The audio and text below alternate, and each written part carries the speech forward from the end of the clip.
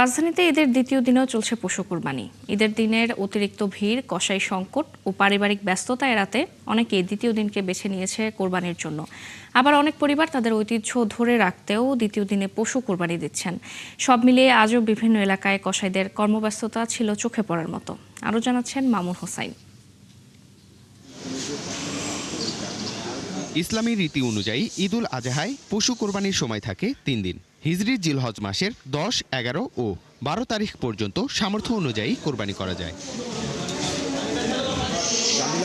ঈদের দ্বিতীয় দিনে রাজধানীর বিভিন্ন এলাকায় দেখা যায় পশু কোরবানি ও মাংস কাটার দৃশ্য।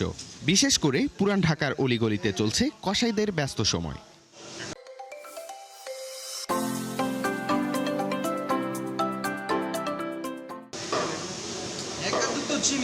অনেকেই বলছেন ঈদের দিনের অতিরিক্ত চাপ, আত্মীয় স্বজনের আনাগোনা এবং কসাই সংকটের কারণে দ্বিতীয় দিন কোরবানি করছেন তারা। ঈদের পরের দিন কসাইগুলো একটু ফ্রি থাকে, কাজ করতে আরাম হয়, একটু শান্তিভাবে কোরবানি করা যায়। এই কারণে ঈদের পরের দিনে আমাদের একটা ট্র্যাডিশন হয়ে গেছে করতে করতে। 3 দিন কোরবানি করা যায়, জিলহজ মাসের 10, 11 এবং 12 তারিখ সূর্য ডোবার আগ পর্যন্ত।